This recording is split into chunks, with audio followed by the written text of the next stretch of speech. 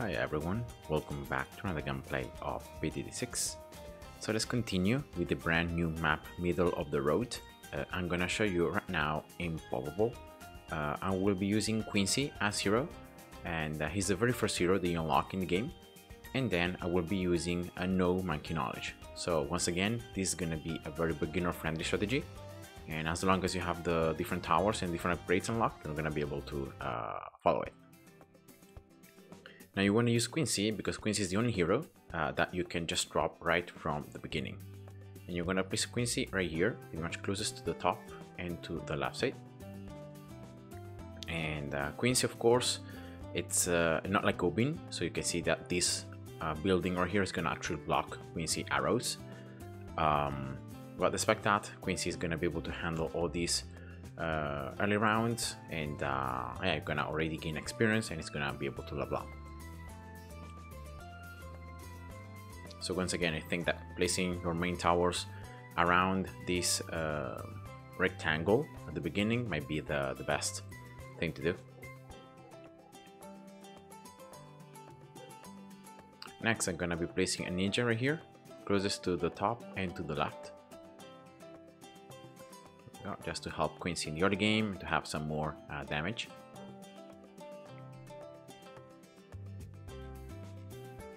And you want to get the ninja 1-0-0, so you have also more range. You can reach the right side as well, and also a bit more of the bottom, and then just get it 1-0-1.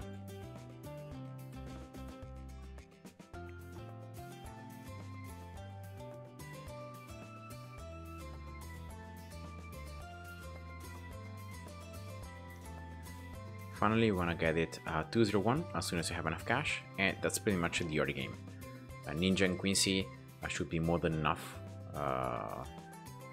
and you shouldn't really need any abilities as well from Quincy. So yeah, that should be an advantage.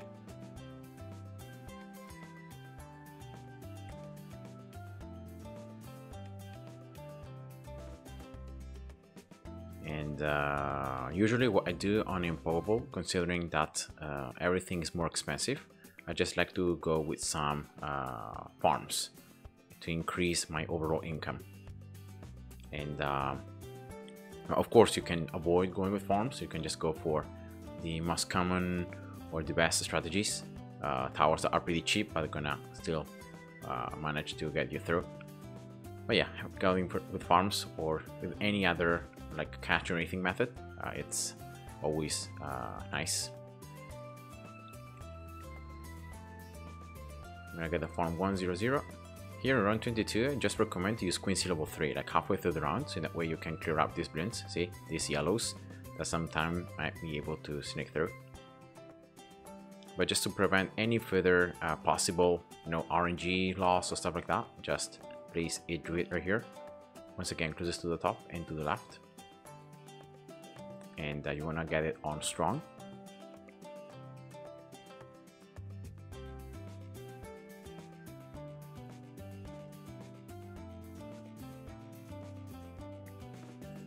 Then just go for the farm 2-0-0 here. And get the druid 1-0-0, so you are already set up for round 28 for Bloons. You can pop all Bloon types with this first upgrade.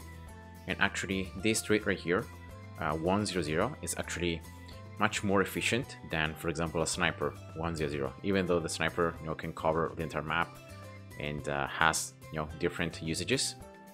But yeah, definitely like a 1-0-0 druid, it's super effective against Bloons and also against like group Bloons because it has pretty good pierce with the and pretty good damage as well with the thorns.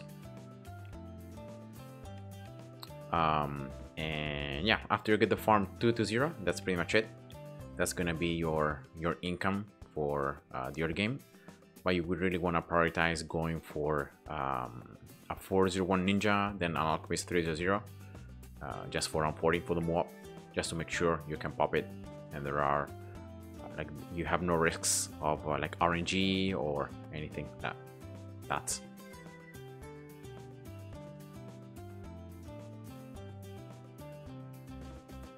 You don't even need like to rush the druid 1-3-0. You don't the need Druid of the Jungle, you can just go for the Ninja 401, and then you can go for an Alchemist. And with the Quincy Exploding Arrows as well, and the Druid 100, that's more than enough for any of the Bloons that will come in the next rounds. Now the Alchemist, you're going to place it here closest to the Ninja so that the Ninja is prioritized, right? And not really too close towards the top, like this. You want to leave enough room to place a village here. So if anything, just places the Alchemist like slightly closer towards the bottom, so that it's guaranteed that you can place a village right there. But if anything, like you can always then sell the Alchemist, place a village, and then replace the Alchemist. So yeah, don't worry too much about the exact placement.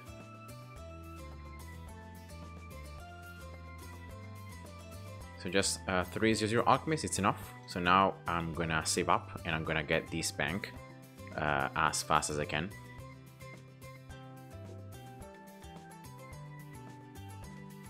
Just remember that at the end of round 39, you want to spend like 500 cash to manually level up Quincy. So you can unlock his level 8, and therefore in that way Quincy can do more damage, as you can see, to mob class Bloons. And that's it, that's the bank as well. And just use Quincy level 3 as soon as the mob gets in range, so you can pop the mob layer sooner, and you just need to deal with the ceramics. And yeah, that should be it. Sometimes, depending exactly on the RNG on when the Alchemist gives the brew, you might be able to pop everything right away, or as it happened to me, some Bloons might be able to push forward. And now after you get the bank, you can just start upgrading the Druid, and that you can get it 130. And now you have a full map coverage with the vines, and yeah, that can really save you a lot of time, and you can just go more quickly forward. That's the village, by the way. As you can see, I can place it closest to the bottom and to the left.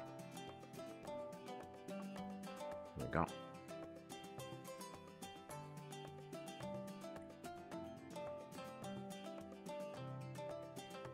And now in these rounds, rather than upgrading like the Alchemist and the Ninja and all that stuff, I don't think it's really needed. You have already enough damage. So I'm gonna be placing just some additional farms 2-0, just giving me some more income, and yeah, already preparing for the next like banks that I'm gonna get. So you should be able to fit like 5 farms in this area. So 1, 2, 3, and then like 2 more like this. And yeah, that's it. For round 49, just make sure you get the village 200, so that all your towers get more attack speed. So you shouldn't have any problems against like these ceramics.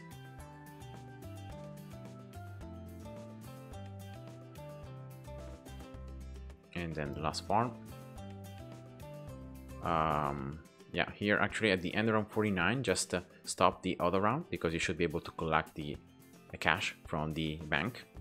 And you should be able to get at least another bank. And yeah, I'm gonna get the Alchemist 400 here.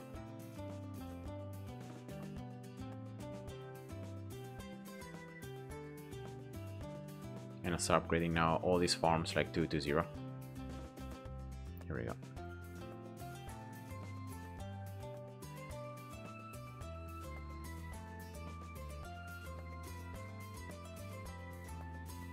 So the idea is pretty simple. I'm gonna go for a Spirit of the Forest, so the Druid middle path, Tar 5. It has been buffed in this last update. Now the main damage of the Druid, so with the thorns, has been decreased, but the damage from the vines and the damage from the actual thorns from the ground, it's actually higher. So yeah, I'm gonna exploit that, and it's gonna be some additional income with the ability. Right, and I don't know if some of these farms might be in range, so maybe I can increase the income a little bit. But yeah, just make sure you spam the ability, right, so that you can get that extra little bit of cash. And actually, I have no farms in range. I'm gonna get the village as well 2-0, just for the camolets in round 59, and to be able to pop camos overall with also the druid.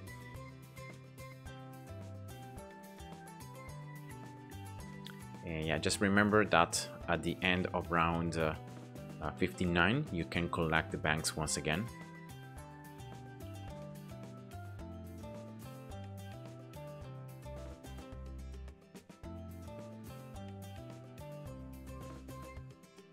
Alright, here we go. So collecting, I will be getting 1, 2, and 3. Yeah, so all of them to banks. And then just for round 63, I will be also showing you the brand new upgraded glue gunners, the top path and the bottom path. Unfortunately, like, they can't stack between them, so you can't have both like blues active at once. But yeah, it should be pretty good. So this glue gunner here, 420.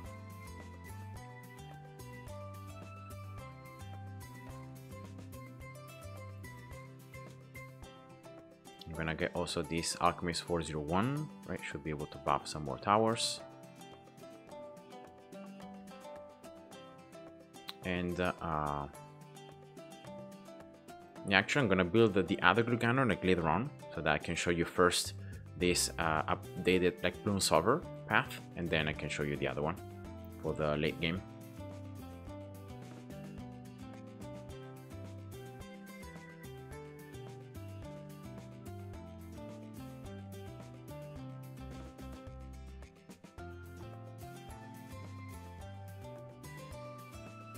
And yeah, just remember every like 10 rounds to refresh and to collect your banks, and that's it.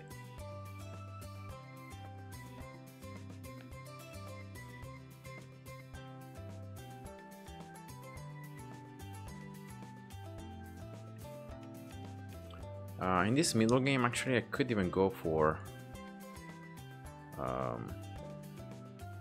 yeah, maybe something else to do a little bit more damage. But I think I can survive like until around 70, right? I should be able to survive pretty easily. So I'm gonna just hold on to the cash. But another tower that's been buffed is the Heli, the Comanche commander. So that's another thing that I'm gonna show you also for the late game. And yeah, it deals now like both the missiles, the mini mobs, they all do a lot more damage to mobs, especially the bonus damage to mobs. Alright, here we go. So this is the last round.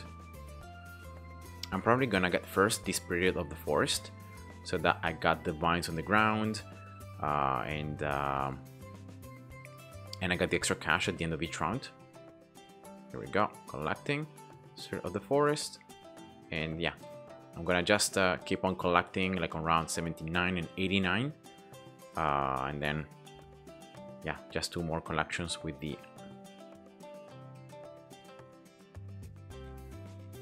banks should be fine. I will start placing here the Heli 203, just pursue it so that I don't have to move it around.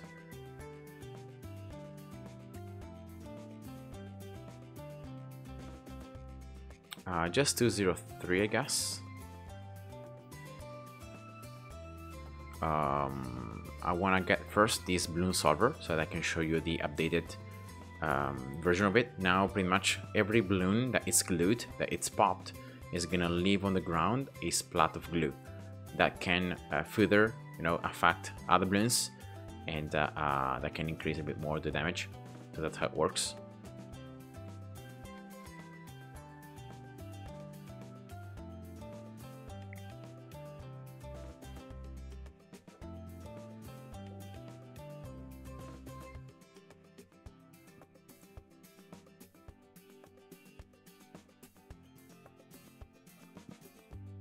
And it's not even that expensive, really. It's just 26,400 on Impoppable. So like on any other game mode, even on chimps, it's even cheaper. The actual damage that it does isn't really that high as well.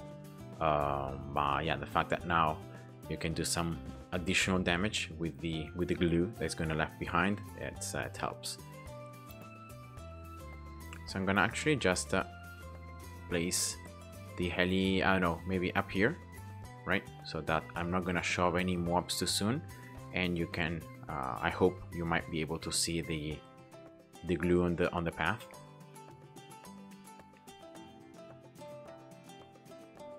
Spirit of the Forest as well, deals a lot of damage, so yeah, the balloons are instantly killed. I don't know if you could see there, but there was the little bit of fluid being left on the ground. So yeah, that's pretty much the effect, the updated effect. Alright, collecting here the banks.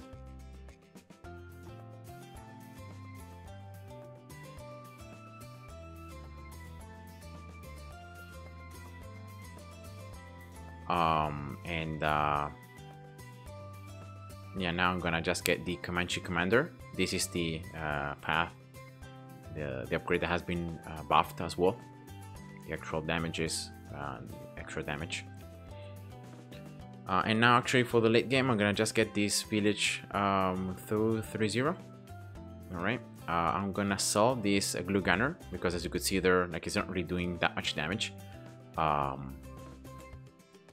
And I'm gonna actually collect one more time the farms. I'm gonna get this alchemist 501, so I'm gonna get the permabrew. And then for the very last like 10 rounds, I'm gonna show you the 5th upgrade on the bottom path, still of the glue gunner, which now it's gonna add the little bit of stun. So I think it's gonna be much better in combination with other towers.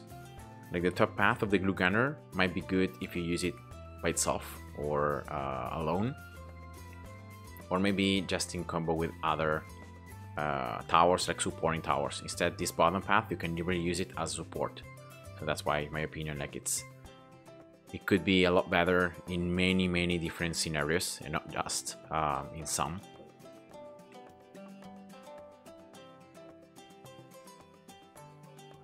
Alright, here we go, on 89.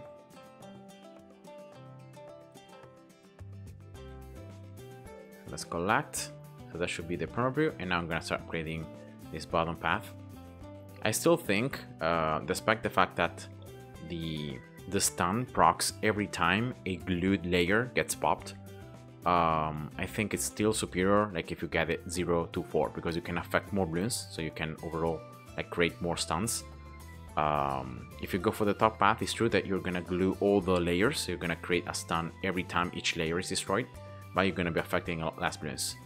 So yeah, in my opinion, it might be just better to go still with the bottom, with the middle cross path. Yeah, I'm gonna sell all these farms just to get super glue. Here we go. And let's see if you can see the effect. I think on the, especially on the DDTs, you're gonna be able to see the explosion. And yeah, I know it's pretty quick, but it's a very small explosion. It's a very small stun that adds some crowd control. So it's very nice in combination with many different setups and strategies. The 4th upgrade, I think, affects only up to ceramics. Instead, the 5th upgrade, it creates the stuns even on mob claspers, which of course it's much better, other than the glue slowing down mob claspers by a ton. So yeah, super useful. Yeah, that's it. So that's just a strategy to show you guys the updated towers in this latest update and how they work. So I hope you guys enjoyed. Thanks for watching and see ya. Bye bye.